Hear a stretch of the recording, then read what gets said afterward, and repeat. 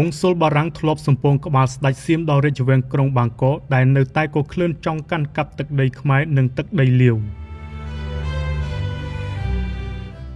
នៅក្នុងវីដេអូនេះដែរខ្ញុំនឹងបន្តនៅខ្លឹមសារប្រវត្តិសាស្ត្រពីដំណាក់កាលបារាំងចូលមកធ្វើអាណាព្យាបាលលើកម្ពុជាពន្លត់ភ្លើងមហិច្ឆតាចោររបស់សៀមដែលចង់ត្របាក់យកទឹកដីខ្មែរដោយដំណាក់កាលនេះបារាំងចាប់ផ្ដើមសម្ពងក្បាលរបបរាជានិយមក្រុងបាងកកដើម្បីព្រមានកុំឲ្យស្រីឃ្លានចង់បានទឹកដីគេឯងតទៅទៀតហើយបារាំងក៏បានកំហែងទាមទារយកទឹកដី4ខេត្តធំៗពីចៅសៀមប្រគល់មកឲ្យប្រទេសកម្ពុជាជាម្ចាស់ដើមវិញនៅឆ្នាំ1904នោះគឺខេត្តមលូព្រៃខេត្តទន្លេរពៅដែលនៅខាងឆ្វេងទន្លេមេគង្គខេត្តក្រាតឬខេត្តត្រាតនិងខេត្តកោះកុងដែលនៅជាប់ឈូងសមុទ្រថៃបច្ចុប្បន្នប្រិយមិត្តសូមមេត្តាឧបត្ថម្ភគាំទ្រដល់ខ្ញុំបាទខ្លះផងដើម្បីបន្តផលិតវីដេអូប្រវត្តិសាស្ត្រចែកជូនប្រិយមិត្តបន្តទៀតបាទលោកអ៊ឺកូសប៉ាវីដែលជាអគ្គកុងស៊ុលបារាំងប្រចាំក្រុងបាងកកគាត់ចង់បង្រួមអំណាចរបស់សៀមនិងពង្រីកការកាន់កាប់របស់បារាំងនៅលើដែនដីដែលសៀមបានរំលោភបំពាននៅមុននោះអគ្គកុងស៊ុលប៉ាវីមានសេចក្តីរីករាយចំពោះប្រជាជនលាវនិងកម្ពុជាយ៉ាងខ្លាំងហើយបដិញ្ញាចិត្តយ៉ាងមុតមាំក្នុងការបញ្ចូលរដ្ឋាភិបាលបារាំងឲ្យការពារព្រះមហាក្សត្រខ្មែរព្រះអង្គម្ចាស់លាវនិងប្រទេសទាំងពីរពីក្រញាំចក្រពត្តិរបស់ពួកសៀមឈ្លានពានចំនួនបារាំងនិងសៀមចាប់ផ្ដើមកើតមានឡើងក្រោយពីស្ដេចលាវអ៊ុនខំបានសុំឲ្យបារាំងជួយការពារប្រទេសលាវបន្ទាប់ពីលោកអ៊ឺកូសប៉ាវីត្រូវបានរដ្ឋាភិបាលបារាំងតែងតាំងជាអគ្គកុងស៊ុលបារាំងប្រចាំនៅទីក្រុងបាងកកនាឆ្នាំ1892លោកបានប្រមានដល់ប្រទេសសៀម2ដងដែលបានរំលោភលើដែនដីលាវនិងខ្មែរដែលបារាំងកំពុងគ្រប់គ្រងនោះប៉ុន្តែរាជការសៀមពុំញញើតនឹងការប្រមានរបស់បារាំងនោះឡើយដោយពួកវាបានបញ្ជូនកងទ័ពឲ្យចូលទៅត្រួតត្រានៅតាមដងទន្លេមេគង្គកាន់កាប់ប្រទេសលាវនៅភូមិភាគខាងត្បូងនិងបានចូលមកលុកលុយទឹកដីកម្ពុជាយើងរហូតដល់ខេត្តស្ទឹងត្រែងថែមទៀតផងនៅក្នុងពេលសៀមច្បាំងជាមួយបារាំងនៅប្រទេសលាវក៏បានធ្វើឲ្យមន្ត្រីបារាំងម្នាក់ដែលដឹកនាំការទប់ទល់នឹងការវាយប្រហាររបស់កងទ័ពសៀមនោះបានស្លាប់បាត់បង់ជីវិតពេលនោះហើយដែលបារាំងមានលេសវាយបកទៅលើកងទ័ពសៀមវិញដើម្បីដណ្ដើមកាន់កាប់ទាំងស្រុងនៅទឹកដីប្រទេសលាវព្រមទាំងបើកផ្លូវចរាចរណ៍នាវាចម្បាំងរបស់ខ្លួនតាមដងទន្លេចៅប្រយ៉ាចូលទៅក្រុងបាងកកព្រះអង្គម្ចាស់ទេវាវាំងសីរដ្ឋមន្ត្រីការបរទេសសៀមកាលនោះបានធ្វើជាអោនក្បាលសុំទោសបារាំងដែរនិងអបអរសាទរចំពោះបារាំងដែលបានរំកិលនាវាចម្បាំងមកដល់ក្រុងបាងកកប៉ុន្តែយ៉ាងណាទង្វើបោកប្រាស់នេះមិនបានធ្វើឲ្យបារាំងធូរស្បើយក្នុងចិត្តចំពោះរឿងដែលច្បាំងគ្នានៅប្រទេសលាវនោះឡើយនៅខែមីនាឆ្នាំ1893រដ្ឋាភិបាលបារាំងបានបញ្ជាឲ្យលោកអ៊ឺកូសប៉ាវីទាមទារទឹកដីនៅត្រើយខាងកើតទន្លេមេគង្គទាំងអស់ពីប្រទេសសៀមលោកអ៊ឺកូសប៉ាវីបានដាក់ឱសានវត្តឲ្យប្រទេសសៀមនិងទាមទារភ្ជាប់ទឹកដីត្រើយខាងកើតទន្លេមេគង្គទាំងមូលឲ្យនៅក្រោមការគ្រប់គ្រងរបស់បារាំងក្នុងនោះមានកម្ពុជានិងលាវផងដែរលោកអគ្គកុងស៊ុលប៉ាវីថែមទាំងបានតម្រូវឲ្យរដ្ឋាភិបាលសៀមសងការខូចខាតមកឲ្យបារាំងក្នុងពេលច្បាំងគ្នានៅប្រទេសលាវនៅប្រាក់ចំនួន3លានហ្វ្រង់និងផ្ដន្ទាទោសមន្ត្រីសៀមដែលទទួលខុសត្រូវចំពោះការស្លាប់របស់មន្ត្រីបារាំងនៅក្នុងការប្រយុទ្ធគ្នានៅប្រទេសលាវនោះការទាមទារមួយចំនួនទៀតត្រូវបានបន្ថែមពីលើក្បាលសៀមរួមទាំងការគ្រប់គ្រងបណ្ដាខេត្តនៅជាប់សមុទ្រដូចជាខេត្តក្រាតឬត្រាតនិងខេត្តចន្ទបុរីដែលជាប់ព្រំប្រទល់ជាមួយប្រទេសកម្ពុជាឬក៏ជាអតីតខេត្តរបស់កម្ពុជាយើងនិងបង្កើតតំបន់ឥដ្ឋមានកងទ័ពទំហំ25គីឡូម៉ែត្រការ៉េនៅច្រាំងទន្លេមេគង្គខាងលិចនិងតំបន់ភាគខាងលិចនៃប្រទេសកម្ពុជា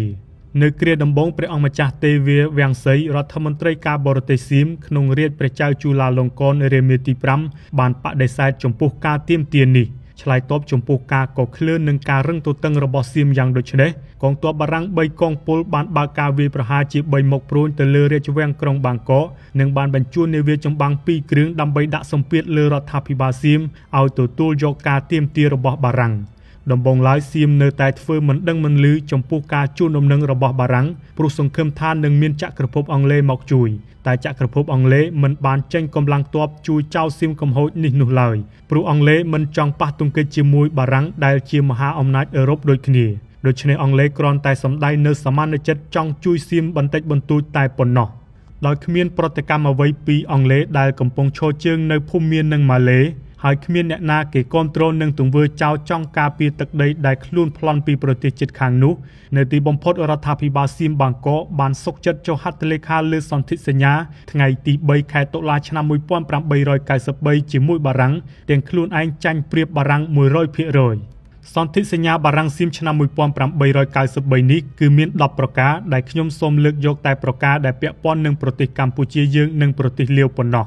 រដ្ឋាភិបាលសៀមបោះបង់ចោលរាល់ការប៉ុនប៉ងដណ្ដើមទឹកដីទាំងមូលនៅត្រើយខាងឆ្វេងនៃទន្លេមេគង្គព្រមជាមួយបណ្ដាកោះផ្ទាំងប៉ុន្មាននៅក្នុងទន្លេនេះរដ្ឋាភិបាលសៀមត្រូវបញ្ញត្តិហាមខ្លួនឯងមិនឲ្យរក្សាទុកនាវាចម្បាំងឬធ្វើសកម្មភាពដឹកជញ្ជូនទ័ពនៅក្នុងបឹងទន្លេសាបក្នុងទន្លេមេគង្គនិងដៃទន្លេក្នុងការកំណត់ព្រំដែនដែលមានចែងក្នុងប្រកាសជាបន្តបន្ទាប់ទៀតរដ្ឋាភិបាលសៀមនឹងមិនបោះបន្ទាយទ័ពឬគ្រឹះស្ថានយោធាណាមួយឡើយនៅលើទឹកដីខេត្តបាត់ដំបងនិងខេត្តសៀមរាបព្រមទាំងនៅលើទឹកដីក្នុងរយៈចម្ងាយ25គីឡូម៉ែត្រនៅត្រើយខាងស្ដាំនៃទន្លេមេគង្គ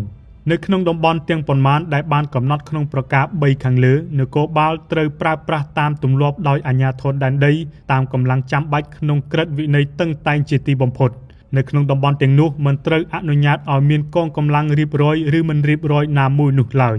រដ្ឋាភិបាលបារាំងរក្សាសិទ្ធិតាំងស្ថានកុងស៊ុលនៅលើទីកន្លែងណាក៏ដោយនៅលើទឹកដីកំណត់ក្នុងប្រការ3ដែលខ្លួនយល់ថាសមស្របទៅនឹងផលប្រយោជន៍របស់ជនជាតិខ្លួនហើយជាពិសេសតាំងស្ថានកុងស៊ុលនៅកូរ៉ាតឬនគររាជសីមានៅមឿងណានដែលជាអតីតរាជាណាចក្រណានទោះបីជាយ៉ាងណាក៏ដោយតាមរយៈសន្ធិសញ្ញាបារាំងសៀមថ្ងៃទី3ខែតុលាឆ្នាំ1893នេះទឹកដីដែលត្រូវប្រទេសសៀមប្រគល់មកឲ្យបារាំងវិញនោះមិនមែនជាទឹកដីកម្ពុជាទាំងអស់នោះទេហេតុដូចនេះហើយបារាំងបានបង្កើតអនុសញ្ញាបារាំងសៀមថ្ងៃទី13ខែកុម្ភៈឆ្នាំ1904បន្ថែមទៀតដែលក្នុងនោះនិយាយតែពីទឹកដីកម្ពុជានិងសៀមប៉ុណ្ណោះ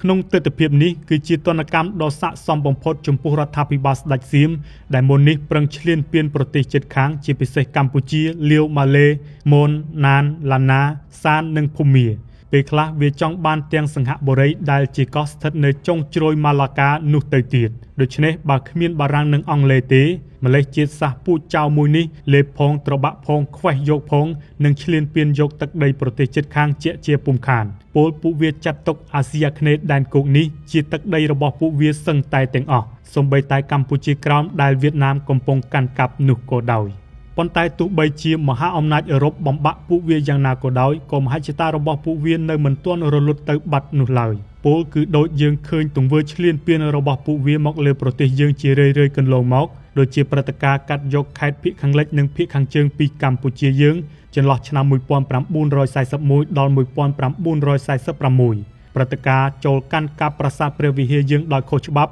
ចន្លោះឆ្នាំ1954ដល់1962ព្រឹត្តិការណ៍ឈ្លានពានប្រាសាទព្រះវិហារនឹងតាមបណ្ដោយព្រំដែនកម្ពុជាយើងជាថ្មីនៅចន្លោះឆ្នាំ2008ដល់2011រហូតដល់ព្រឹត្តិការណ៍ឈ្លានពានទឹកដីកម្ពុជាយើងតាមបណ្ដោយព្រំដែនកម្ពុជាសៀមនាឆ្នាំ2025នេះទៀតផងដែរប្រិយមិត្តសូមមេត្តាឧបត្ថម្ភគាំទ្រដល់ខ្ញុំបាទខ្លះផងដើម្បីបន្តផលិតវីដេអូប្រវត្តិសាស្ត្រចែកជូនប្រិយមិត្តបន្តទៀតបាទ